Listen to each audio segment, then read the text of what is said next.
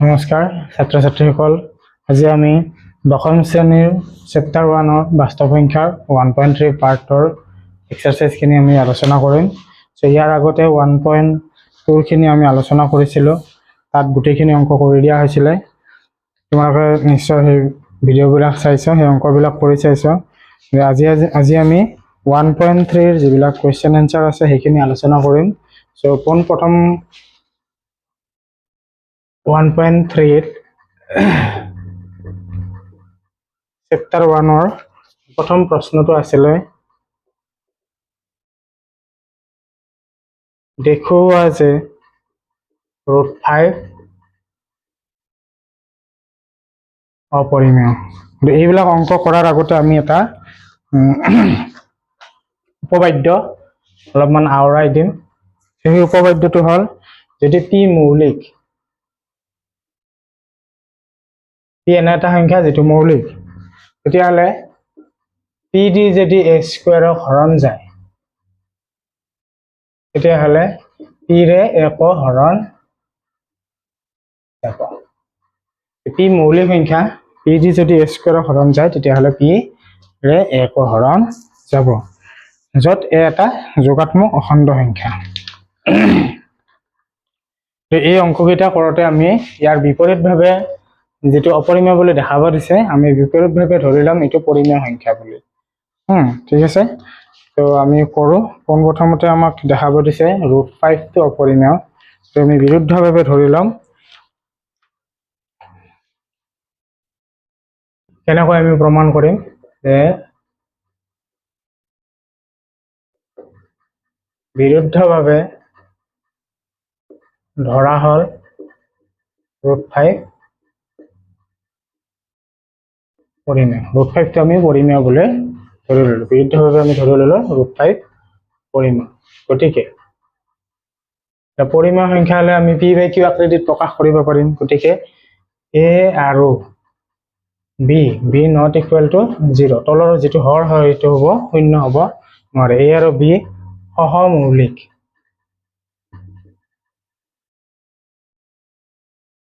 দুটা পাব পাৰো যাতে √5 is equal to a by b. √5টো আমি পাই গ'লো এ বাই বি। যে এ আৰু বি সহমৌলিক দুটা, এনেকুৱা অংকত এনেকৈ আমি ধৰি ল'ম যে বিৰুদ্ধভাৱে ধৰা হ'ল √5 পৰিমেয়। গতিকে এ আৰু বি সহমৌলিক দুটা পাব পাৰো যাতে √5 equal to a by b. ইয়াৰ পৰা আমি ক্ৰছ মাল্টিপ্লিকেশ্যন কৰি এইটোৰ লগত এইটোৰ লগত এইটো এ মানে আমি পালো √5 বি। ঠিক আছে। আমি যদি ইয়াত বৰ্গ কৰি দিওঁ, বৰ্গ কৰি দিলে √5 বি কি আহিব, হোল স্কুৱেৰ আহিব। আল্টিমেটলি কিমান হৈ যাব 5 বি স্কুৱেৰ। আল্টিমেটলি আমি কি পালো, a square is equal to 5 b square. এইটো দেখিছে না, এ স্কুৱেৰক যদি পি দি হৰণ যায়, ইয়াত চোৱা এ স্কুৱেৰৰ ইয়াত আমি 5 এটা পাইছো উৎপাদক। গতিকে এই 5ৰে এ স্কুৱেৰক কি হ'ব, হৰণ কি হ'ব, হৰণ 5ৰে এ স্কুৱেৰক কি হ'ব, হৰণ যাব। যেহেতু আমি 5 এটা কি পাইছো, উৎপাদক পাইছো। আৰু ইয়াৰ পৰা লিখিব পাৰিম এটাকে এ স্কুৱেৰক 5ৰে হৰণ যায় বা বিভাজ্য হয়। অৰ্থাৎ এই উপবাদ্যৰ পৰা আমি লিখিব পাৰিম এ স্কুৱেৰক যদি 5ৰে হৰণ যায়, এ 5ৰে হৰণ যাব। যদি ইয়াৰ পৰা আমি পালো 5, যেহেতু উৎপাদক থাকিব, গতিকে 5 দি এ স্কুৱেৰক হৰণ যাব। আমি লিখিলো এ স্কুৱেৰক 5ৰে হৰণ যায়। তাৰ পৰা আমি লিখিব পাৰিম যেহেতু পি এ স্কুৱেৰেদি হৰণ গ'লে পি দি একো হৰণ যাব, সেইকাৰণে আমি লিখিলো এ স্কুৱেৰক যেহেতু 5ৰে হৰণ যায়, একো 5ৰে হৰণ যাব। অৰ্থাৎ এৰ আমি এটা উৎপাদক পালো 5। যেহেতু এক 5ৰে হৰণ যায়, আমি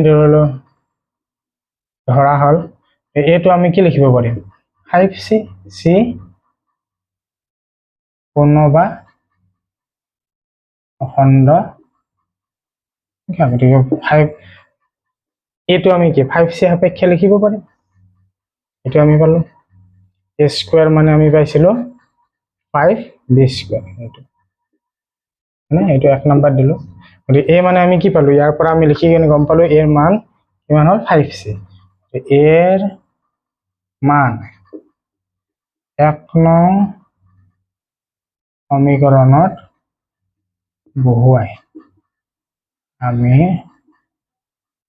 পাওঁ, আমি কি পাম, 1 নং সমীকৰণটো আছিলে a square is equal to 5b square, ঠিক আছে। এৰ ঠাইত আমি কি লিখিম 5c whole square 5b square, এইখিনিত আমি সাইডত লিখি দিওঁ, তলত জায়গা কম। 5c হোল স্কয়াৰ মানে আমি এইখিনি যদি বৰ্গ কৰি দিওঁ কিমান হ'ল 25c স্কয়াৰ মানে হ'ব 5b স্কয়াৰ। ইয়াৰ পৰা যদি আমি b স্কয়াৰৰ ভ্যালুটো উলিয়াও পাছেদি কি হ'ব 25c স্কয়াৰ হৰণ যাব 5 5 গুণ 5c স্কয়াৰ, b স্কয়াৰ মানে পালো আমি 5c স্কয়াৰ। অৰ্থাৎ ইয়াৰ পৰা b ৰ আমি কি পালো, এটা উৎপাদক পালো 5, গতিকে b স্কয়াৰক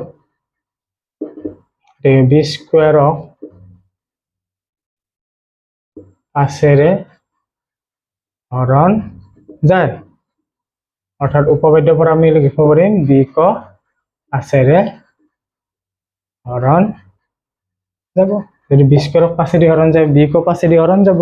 গতিকে আমি যেটো a আৰু b সহমৌলিক বুলি ধৰিছিলো, সহমৌলিক মানে কি পৰস্পৰ যেটো সাধাৰণ উৎপাদক, সাধাৰণ উৎপাদক কি হ'ব লাগিব 1 হ'ব লাগিব। আমি ইয়াত কি গম পালো যে a ৰ এটা উৎপাদক পালো 5, b ৰ এটা উৎপাদক পালো 5, যেহেতু a আৰু b এটা সাধাৰণ উৎপাদক 5 পোৱা গ'ল, a আৰু b ৰ আমি এটা কি পালো সাধাৰণ উৎপাদক 5 পালো, যেটো আমি ধৰা ধাৰণাৰ বিৰোধিতা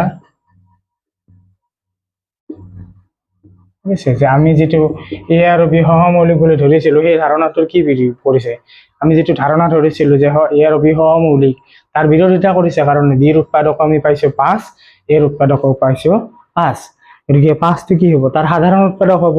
a আৰু b আমি সহমৌলিক ধৰিছিলো, অৰ্থাৎ a আৰু b ৰ সাধাৰণ উৎপাদক 1 আছিল। ইয়াৰ পৰা আমি গম পালো a আৰু b ৰ সাধাৰণ উৎপাদক কি পালো, আমি আলটিমেটলি 5 পালো। আমি যেটো ধৰিছিলো সহমৌলিক বুলি আচলতে সেইটো সহমৌলিক নহয়, গতিকে আমি যে পৰিমেয় বুলি ধৰিছিলো, গতিকে কি হ'ব √5 √5 টো কি হ'ব অপৰিমেয়। তো ইয়াত তোমালোকে কি বুজি পালা,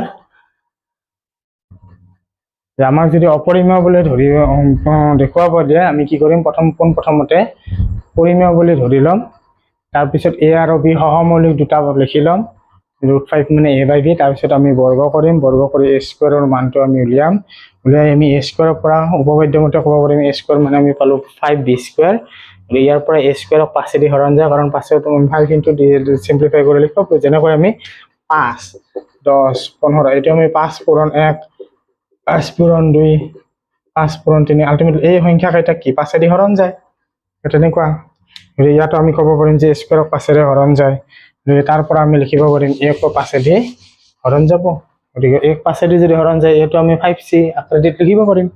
এই 5c টো আমি ইয়াত বহাই দিয়াৰ লগে লগে ইয়াতো b স্কয়াৰৰ পৰা আমি মান পালো 5c স্কয়াৰ, ইয়াতো 5 পালো, ইয়াতো 5 পালো, গতিকে সাধাৰণ উৎপাদক কি হ'ল 5 হ'ল। আমি যেটো ধাৰণা ধৰিছিলো সেইটো কি হ'ল মিছা বুলি প্ৰমাণিত হ'ল। নেক্সট প্ৰশ্নটো আমি চাওঁ, তোমালোকে লিখিব লাগিলে ভিডিঅ'টো পজ কৰি ল'বা, পজ কৰি লৈ লিখি ল'বা। এনেকুৱা অংক এটা মেট্ৰিকত আহে, আগতো আহিছিলে, এনেকুৱা ধৰণ 6-7টা অংকৰ ভিতৰত এটা আহিব। আমি 2 নম্বৰ প্ৰশ্নটো চাওঁ, অনুশীলনত কি আছে 2 নম্বৰ প্ৰশ্ন 1.3 আছিলে 2 নম্বৰ, দেখুওৱা যে 3 + √5 অপৰিমেয়। ইয়াত আমি কেনেকৈ ধৰিম, ঠিক তেনেধৰণে আগৰটোৰ নিচিনা বিৰুদ্ধভাৱে ধৰা হল 3 + √2√5 পৰিমেয়। ঠিক আছে, আমি বিৰুদ্ধভাৱে ধৰিলাম এইটো পৰিমেয় বুলি।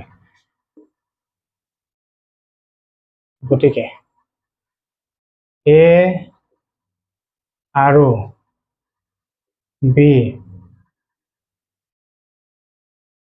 সহমৌলিক দুটা পাব আৰু যাতে 3√5 মানে হ'ব a/b। ইয়াত তোমাৰ bৰ ভেলুটো কেতিয়াও শূন্য হ'ব নোৱাৰে। ইয়াৰ পৰা আমি √5টো মান উলিয়াম।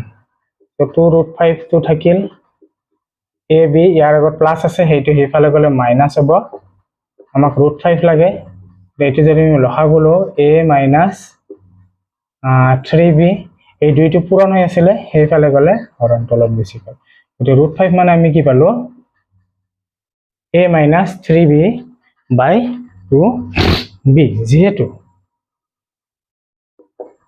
a 3b 2 a 3b আৰু 2 এইকেইটা কি অখণ্ড সংখ্যা।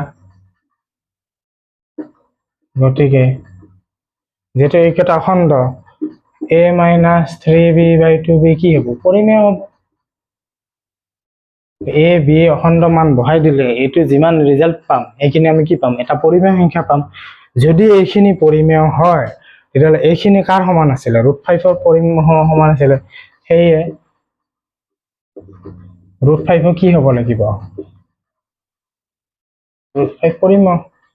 কিন্তু আমি অলপ আগতে কৰিছিলো যে √5টো কি হয় পৰিমেয় নহয় অপৰিমেয় হয়। কিন্তু √5 যে অপৰিমেয়,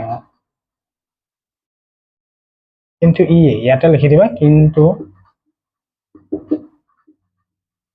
এই যিটো পৰিস্থিতি আমি পালো √5 যে অপৰিমেয় এই সত্যতাৰ বিৰোধিতা কৰে। গতিকে আমি ইয়াৰ পৰা গম পালো এইটো পৰিমেয় হ'ব লাগে, কিন্তু আমি জানো √5টো পৰিমেয় হ'ব নোৱাৰে। গতিকে এইখিনি আমি যিটো ৰিজাল্ট পালো সেই ৰিজাল্টটো আমাৰ কি আমি যিটো পৰিমেয় বুলি ধৰিছিলো সেইটো প্ৰযোজ্য নহয়। গতিকে পৰিমেয় নহ'লে কি হ'ব, এতেকে আমি যিটো পৰিমেয় বুলি ধৰিছিলো সেইটো পৰিমেয় নহয়, কি হ'ব ইমান অপৰিমেয়। এনেকুৱা অংকত 2 বা 3 মাৰ্ক দিয়া থাকিব, তোমালোকে কৰিবা ভালদৰে। কেনেকৈ লিখিছো এনেকুৱা পদ্ধতিত লিখিলে একদম ফুল মাৰ্ক পাই যাবা। সহজ, বিৰুদ্ধভাৱে আমি ধৰি লৈছো সেইটো পৰিমেয়। গতিকে ইয়াৰ পৰা √5 বা √2 বা √3 যি থাকে ৰুটবিলাক ইফালে ৰাখিবা, বাকীবিলাক ইফালে পঠাই দিবা। পঠাই দি কিনে এইখিনিত লিখি দিবা যিবিলাক সংখ্যা থাকিব a b সংখ্যাবিলাক, সেইবিলাকতো আমি অখণ্ড, ইয়াত যে অখণ্ড মান যেতিয়া বহাই দিম, বহাই দিলে ইয়াৰ ৰিজাল্টটো কি হ'ব এটা পৰিমেয় সংখ্যা হ'ব। পৰিমেয় সংখ্যা মানে p/q আকৃতিত প্ৰকাশ কৰিব পৰা এটা সংখ্যা হ'ব। কিন্তু এইখিনিতো ইয়াৰ সমান, এইখিনি যদি পৰিমেয় হয় এইটো পৰিমেয় হ'ব লাগিব, কিন্তু √5টো পৰিমেয় নহয়। আমি যিটো ধৰিছিলো পৰিমেয় সেইটো আমাৰ আল্টিমেটলি কি হ'ল নট কনচিডাৰেবল হ'ল, আমি কনচিডাৰ কৰিব নোৱাৰিম সেইটো। গতিকে পৰিমেয় নহ'লে আল্টিমেটলি কি হ'ব সেইটো অপৰিমেয়। 2 নম্বৰ প্ৰশ্নটো গ'ল। এইবাৰ আমি 3 নম্বৰৰ প্ৰশ্নটো আলোচনা কৰিম। 3 নম্বৰ 3টা অংক দিয়া আছে, একদম একে পদ্ধতিত কৰিবা।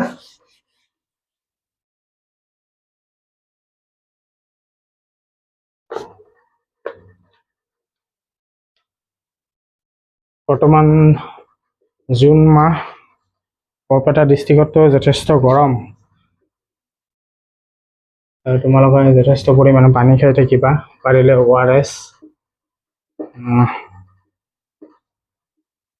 এনেকুৱা অংক দিয়া আছে, দুটা আমি একেলগে কৰি যাম। এইটোতো আমি কি কৰিলো সলিউশ্যন অপৰিমেয় বুলি দেখাব দিছে যে বিৰুদ্ধভাৱে ধৰা হ'ল, একদম লিখা পদ্ধতি একে, ধৰা হ'ল 1/√2 পৰিমেয়। গতিকে a আৰু b not equal to 0, a আৰু b সহ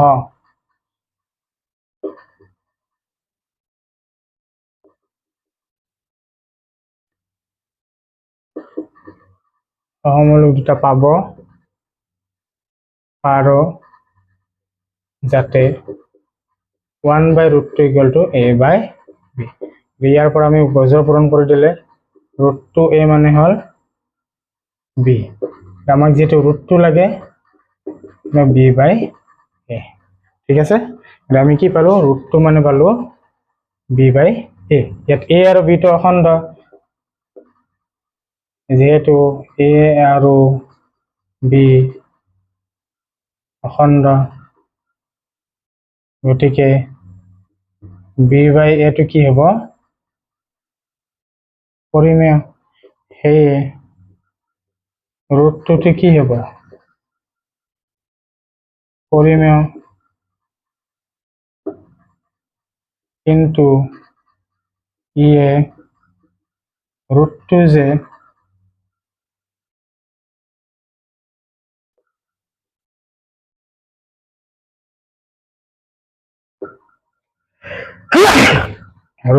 অপৰিমেয় এই সত্যতাৰ বিৰোধিতা কৰে। আল্টিমেটলি কি হৈ গ'ল, আমি a/b বুলি ধৰিলো, ক্ৰছ পূৰণ কৰোঁতে আমি √2 ভেলুটো পালো b/a। b আৰু a যিহেতু অখণ্ড, ইয়াত যিকোনো মান ল'ব হয় কিয় অখণ্ড মান, এইটো পৰিমেয় সংখ্যা পাবা। এইটো পৰিমেয় হ'লে এইটো পৰিমেয় হ'ব লাগে। আমি লিখিছে যে a b অখণ্ড, গতিকে b/a পৰিমেয়, সেয়ে √2 পৰিমেয়। কিন্তু আমি জানো √2 টো পৰিমেয় সংখ্যা নহয়, অপৰিমেয় সংখ্যা। √2 যে অপৰিমেয় এই সত্যতাৰ বিৰোধিতা কৰে। আল্টিমেটলি আমি যিখিনি পৰিমেয় বুলি ধৰিছিলো 1/2 টো পৰিমেয় বুলি ধৰিছিলো, 1/√2 টো এইটো কি হ'ব অপৰিমেয় হ'ব। এনেকৈ লিখি দিলে হয়। এবাৰ এই অংকটো কৰি দিব লাগে। ইয়াতো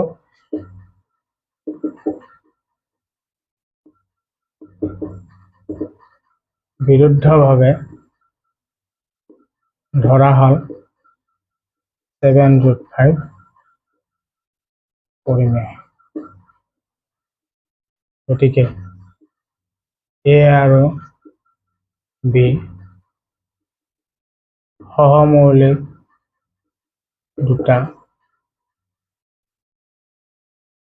পাব পাৰো যাতে 7√5 মানে হ'ব a/b। এতিয়া √5 মানে উলিয়ালে 7টো পূৰণ হৈ আছে, এইফালে আহিলে হৰণ হ'ব, তলত বেছি যাব এইখিনি। √5 মানে আমি পালো a/7b।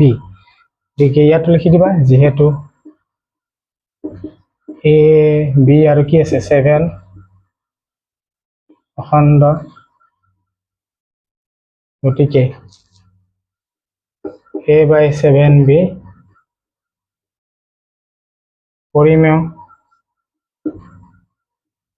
সেয়ে √5 কি হ'ব পৰিমেয়, কিন্তু ইয়ে √5 যে অপৰিমেয় এই সত্যতাৰ বিৰোধিতা কৰে। আল্টিমেটলি কি হ'ব 7√5 অপৰিমেয়। তোমালোকে চাই লোৱা, আগৰ অংক কেইটাৰ নিচিনাই লিখিছো।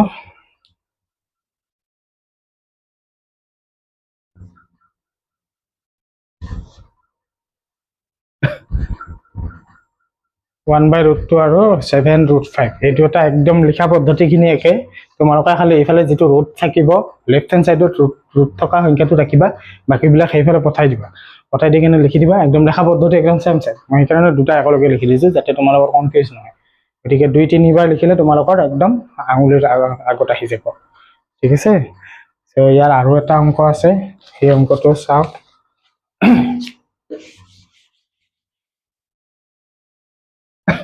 একদম লিখা পদ্ধতিখিনি একে। নেক্সট আমাৰ 3 নম্বৰ। ইয়াত আছে 6 + √2, এইটো অপৰিমেয় বুলি দেখা পৰিছে, অপৰিমেয় বুলি। 6 + √2 আমি ঠিক তেনেধৰণে ধৰি লওক